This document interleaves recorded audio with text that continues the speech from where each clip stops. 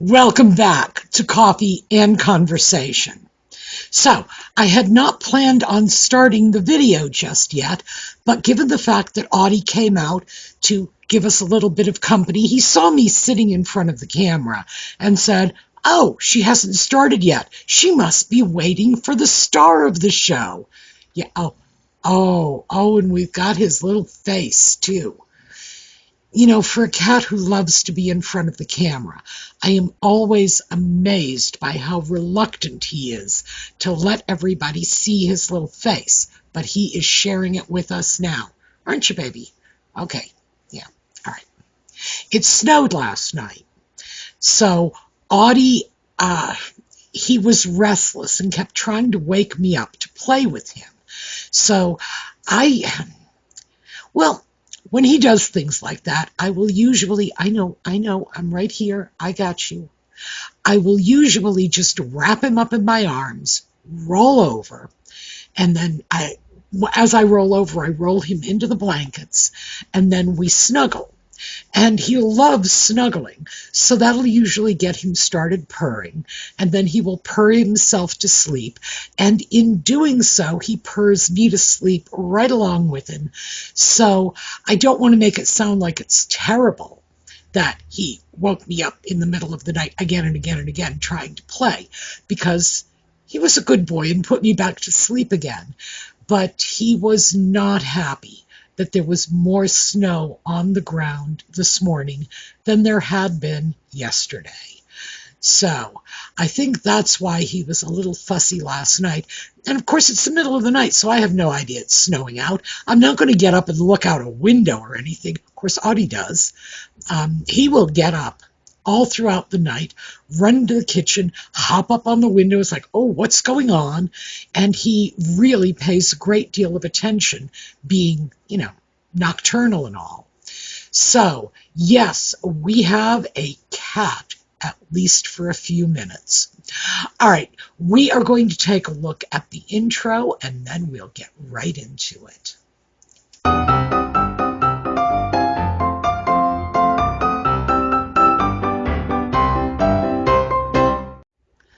So, what are we going to talk about today? Well, I have been watching YouTube videos again. I always get myself into trouble doing that, but I like the videos, and not just cat videos this time. I started taking a sort of informal survey. Oh, my bad boy is back. I thought I would buy him off with some cat treats, but it doesn't seem to have worked. I started doing an informal survey looking at the various videos that were aimed at seniors in general and senior women in particular. And we are apparently a major target demographic on YouTube. There is a lot of stuff directed specifically toward senior females. Now, on one hand, I think that's good. I think people are recognizing that we are in society. It's nice to be seen, to be noticed, to be recognized. Past generations had marginalized older people, particularly older women, but older men as well. They got their fair share of marginalization too. We were shunted off to the periphery. We were no longer in the workforce and therefore no longer part of that perception of forward motion in society. Because for those of us who were from the mid-20th century, that's what it was all about. That was what society was placing its value on. Are you part of the progress, the economic progress, the social progress, the housing boom and the manufacturing boom, and that was what it was all about. It was more of a fast-paced, forward-moving time frame. It's nice to at least be noticed at this point. And so I'm not going to complain about the fact that we are targeted by these YouTube channels. And of course, Here's the thing. Everything on YouTube is there because it generates money for somebody. This video, for example, will have ads, and the ad revenue goes to YouTube, mostly to YouTube. YouTube gets the lion's share of it, and I don't begrudge them that because they are operating and maintaining the platform. Somebody somewhere along the line came up with this idea in the first place, opened it up to everybody, monetized the concept, and then allowed content creators to come on, and we do get a piece of the ad revenue. And it's usually a relatively small piece compared to what YouTube is getting. But again, I want to stress, I don't begrudge them. They are doing a lot of work to make all of this happen. But when you realize that you were playing follow the money, the amount of content geared at seniors certainly indicates we are perceived as a monetizable demographic, in that if they play their cards right, they can take us as a demographic and exploit us. And I don't mean that in a bad way. They can exploit us for financial gain. In other words, they can take full advantage, and again, I don't mean that in a bad way, take full advantage of this section of the population, target ads toward us, and try to draw us in to their channels by aiming their content directly at us. That is how we benefit. We benefit when they are providing programming that is of special interest to us. So in a capitalist society, this is just how things work. It's win, win, win, win. And I will use words like monetization and exploitation, but I use them because back in college, I minored in marketing. So for me, coming from that background, I don't see this as a negative. I see this as a sort of judgment-free zone. Everybody benefits from marketing. Everything that we have in our lives is there because somebody packaged it and provided it to us, either to us personally as individuals or to society, thereby encouraging us to eventually participate in that economic process. So, well, except Audie. Audie was free. Weren't you free? Yes. Oh, and we're seeing the face again. Yes, this is our lucky day. I think he knows it. Yes, are you being kind to us and letting us see your pretty face? He's purring, so he's very, very happy to be here.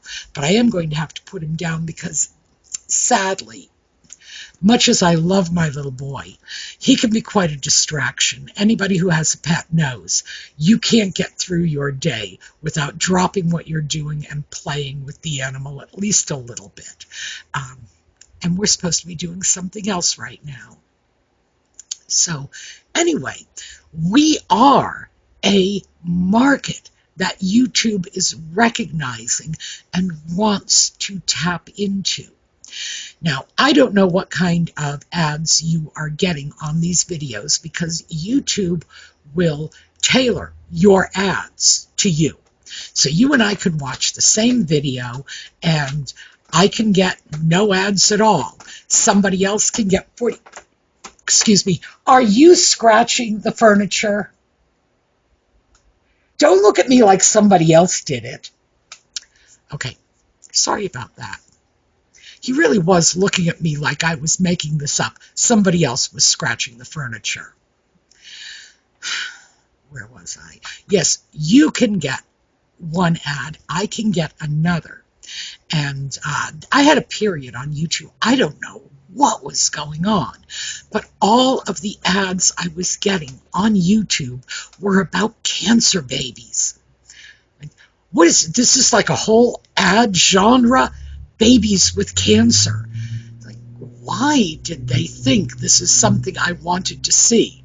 If they had tracked my viewing, They would have simply shown me cat videos. It's like, show me Meow Mix commercials. That's close to a cat video. I'll watch that.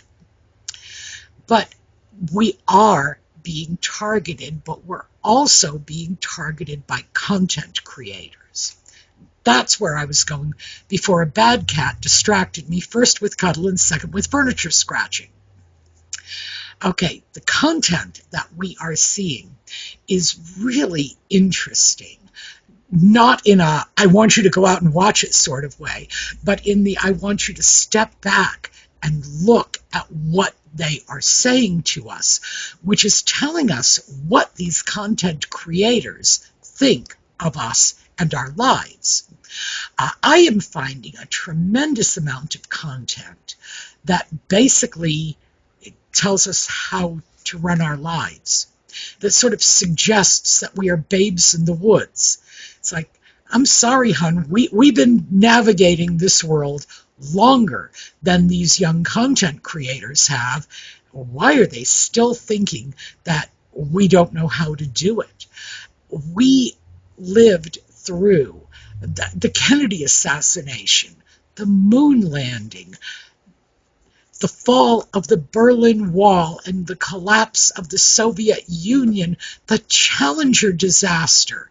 And for many of those events, by the way, and that's certainly not all we lived through, but for many of those events, we were old enough to process that information as adults. Many of those events we were not. The Kennedy assassination comes to mind. I am mid-baby boom. I was born right around the middle of that whole generation, and I was, I think I was 8. Somewhere between 8 and 9 when that happened. And I was not able to process it. I had to look back on it as an adult. On the other hand, if you ask me where I was when I heard John Kennedy had been killed, boy, I can tell you like that. I don't even have to think about it, because these were the major touch points in our lives. It's part of our shared history. We lived through all that, and now we have YouTube channels telling us how to travel safely. Now, I think that's a good thing, especially if there are seniors who don't know how to travel safely, but would like to travel, and obviously they would like not to be crime victims. They would like not to get sick from eating tainted sushi on a cruise ship.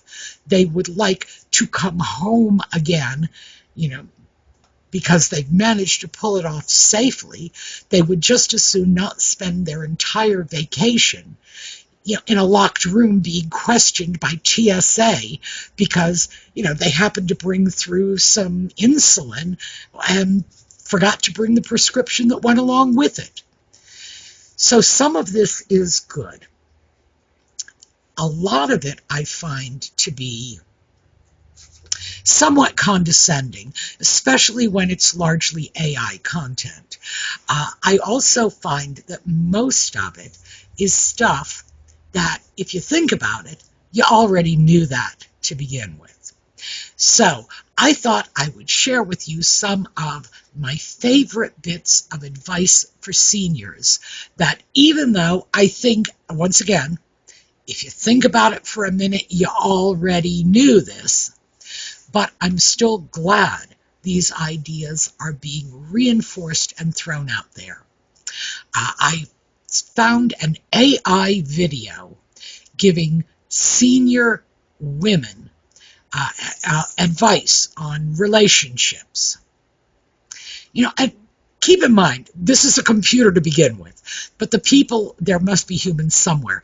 The people who are compiling this are probably the same age as our grandchildren, and the older ones, again, are children, but they're not our age. We've been navigating the world and navigating relationships since before most of the people involved with these videos were even born.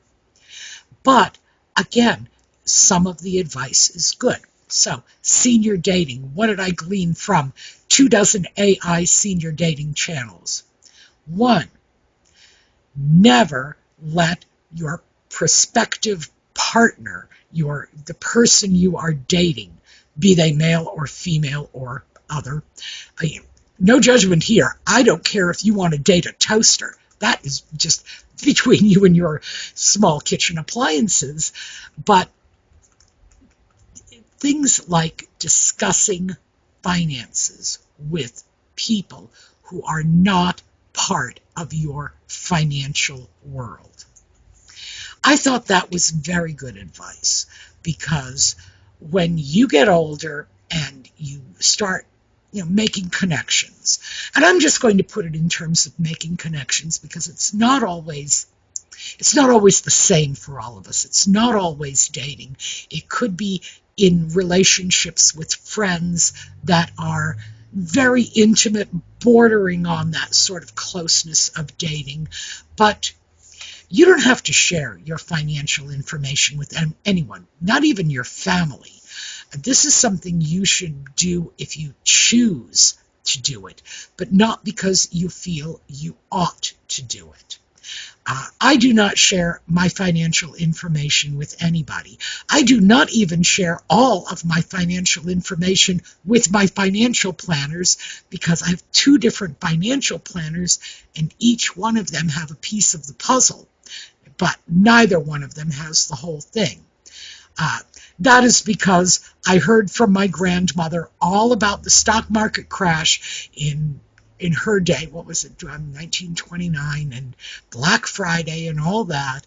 So, yeah, I am not trusting when it comes to finances. But I do think this was sound advice. No, you don't have to take it to the extent that I do, which is to get downright secretive about it. But it pays to sort of play those cards very close to your chest, because as many of these videos pointed out, when your family knows that you have a lot of money, whatever you define as a lot, suddenly you can be perceived as the family bank. You can be perceived as the one they go to when they get in trouble.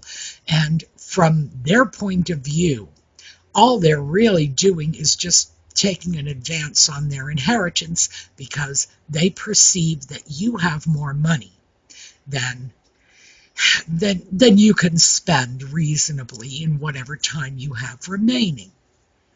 Now, they could be correct about that. They could be totally incorrect about that. You could live to be 130 years old, and you could just, you could go to Las Vegas next weekend and start throwing your money around on the crap tables. So it pays to be, I don't want to say secretive, but circumspect is a better word, in what you tell people about your financial situation. In dating, it's especially important because you're talking about someone who is new in your life. This is not the person with whom you built whatever financial security you have. That may have been somebody else. You may have built it alone, but it's someone who's coming in at the tail end of this. And yes, that's good senior dating advice, and I couldn't agree more. I'm glad to see it's out there, because I think it needs to be reinforced for some people. If you get into a serious relationship with someone, something that leads to matrimony, well then, you get married, of course you're going to talk to your spouse about your finances. But even then, I would say, make sure you keep a little something aside just for your own personal rainy day, because you never really know what's down the road, as we know because of how long we have lived and how much we have seen. So I think that was good advice. Senior travel. I think probably the best piece of senior travel advice I've come across recently is to make sure someone back home, a friend, a relative, whoever, you choose your own back home person, and make sure they have a copy of your itinerary, which would include not just where you're going and whatever information on flights, anything like that that you have in advance. And usually we have this information pretty far in advance. And even if you're not going to be flying, even if you're going to be taking a train, you will have some idea of what train you are taking on what day, from which station, dropping off at which station on the other end, etc. You will know who you're staying with. Are you staying with friends? Are you staying in a hotel? What's going on? Just get that all written up and leave it with somebody. I think that was a remarkably valuable piece of advice. And it's a piece of advice that I don't hear travel channels offering to younger people, which is weird because that is a good piece of advice for anyone. That is the kind of advice I would give to a 20-year-old kid planning to take a train trip to the next city to go out for a night on the town with their girlfriends. Yes, make sure somebody knows. You're taking the train. What train? What time are you going to be coming back? Are you spending the night? Are you staying with one of your friends? Are you staying at a hotel? Do you know where you'll be going? Because in fact, they might not. But again, valuable advice for everyone. But for some reason, it's been sort of targeted to seniors. And fantastic. I don't care if they target it to kindergarten classes, as long as good advice and solid tips and tricks are getting out there. I'll watch it. I should, by the way, go to YouTube and see if there is a special travel channel for kindergarten kids. But those were a couple of good, sound pieces of advice. On the other hand, I have seen many pieces of advice that simply strike me as very much off the mark. And a lot of this has to do with senior dating, when they will say, well, you're dating and you're a valuable human being and you're going to run into somebody. It's like, yeah, okay. Why are you saying that when we all know that for older women, if you want to go out and start dating, it's a very limited pool, very limited, because unless you want to spend your afternoons in the high school playground saying, what time is recess, little boy, you're going to be dating in your own age group or something close to it. And that is limiting your choices. So for starters, we have limited choices, and women are a commodity with a shelf life. We get to a certain age and our shelf life has expired.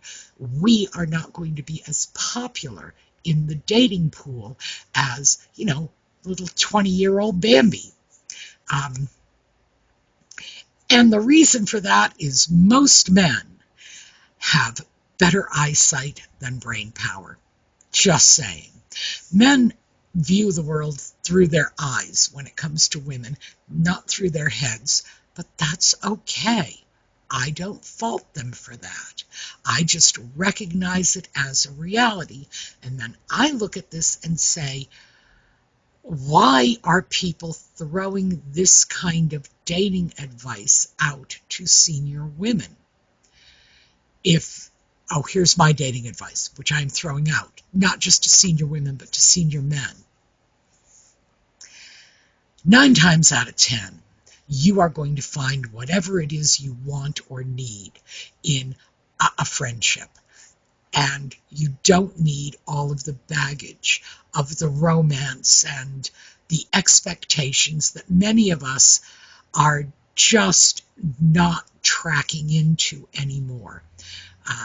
AI programs that put together these channels don't understand that a lot of us become insecure about our sexuality as we are older. Many of us become quite confident in it. Fantastic for them. But for a lot of us, this is a place that we are uncomfortable going. The whole idea of dating. And I would be much happier if these AI dating channels for seniors would just throw that out there. It's okay if you don't want to date.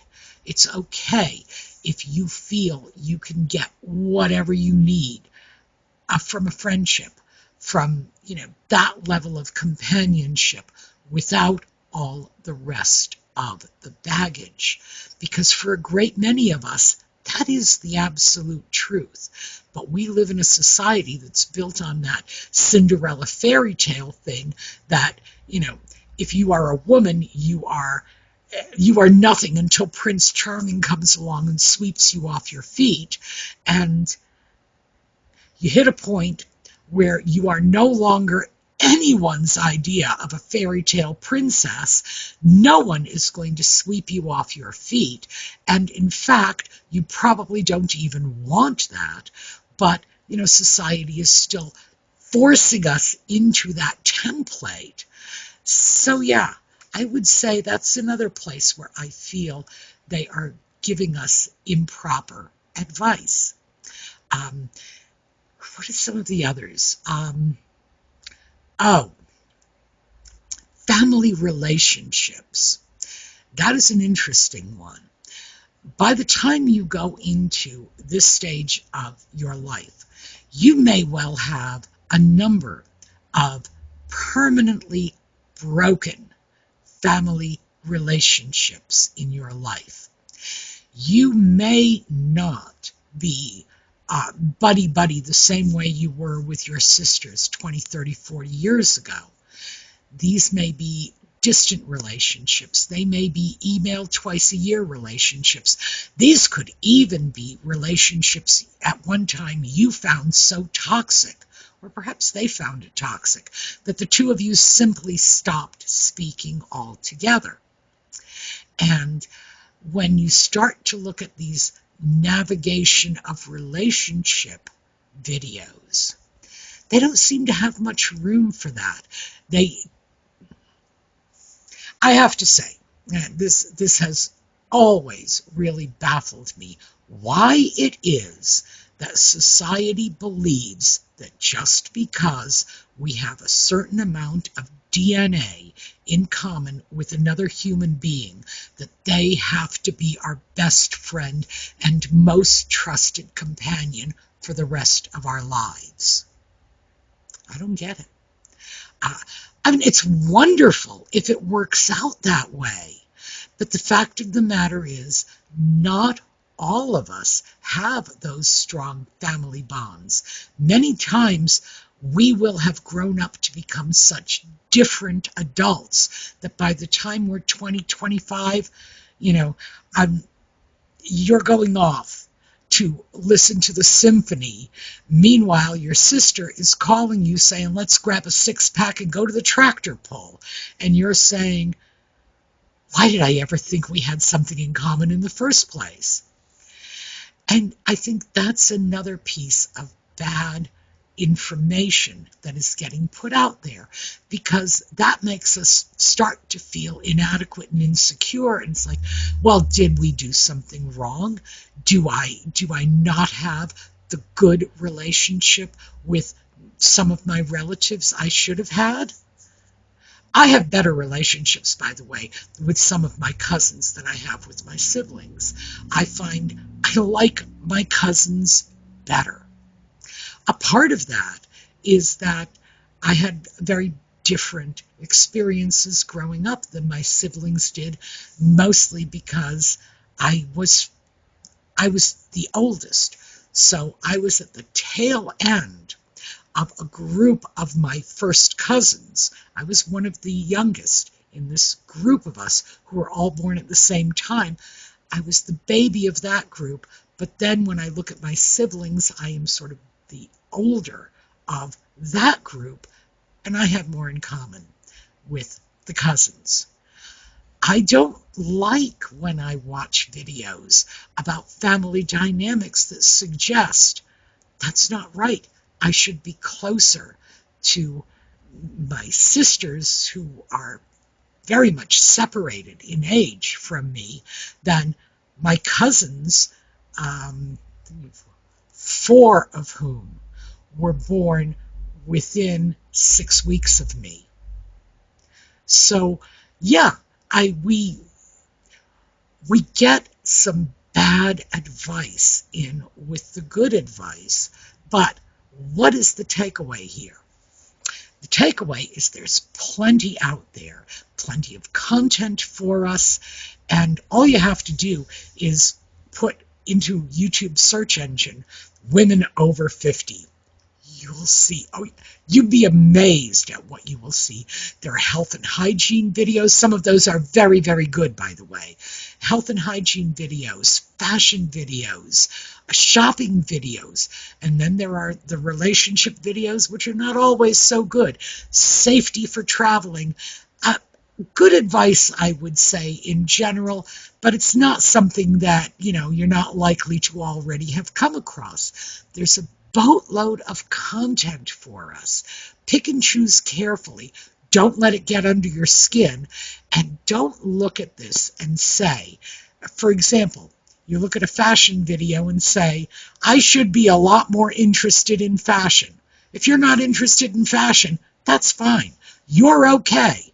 Don't let them make you feel like somehow you are inadequate because you're not fashion obsessed at this stage of your life. Same thing with dating. Don't let them make you feel like you're the odd one out because maybe that's not a direction you want to go in. But there is content. They are looking at us as a demographic to which they want to market, a demographic they would like to exploit. And again, not in a bad way, but they would like to get their hands on their fair share of our consumer dollars. We have power, and that is the takeaway. We have power. We need to make sure we're using it judiciously and in ways that benefit us first. Not worrying about whether or not the content creators are happy with you skipping away from their videos because it's not meeting your needs. All right, that is what I have for you today. This was sort of a ramble. I am going to dig out a slideshow on the way out. Thank you for being with me. I hope to see you again tomorrow. Oh, and for those of you who have been keeping track of this, it was, I believe, 6 degrees this morning, which I think is around minus 15 centigrade. So yeah, chilly. Probably going to be chilly tomorrow too. So stay warm, everyone out there, and have a terrific day.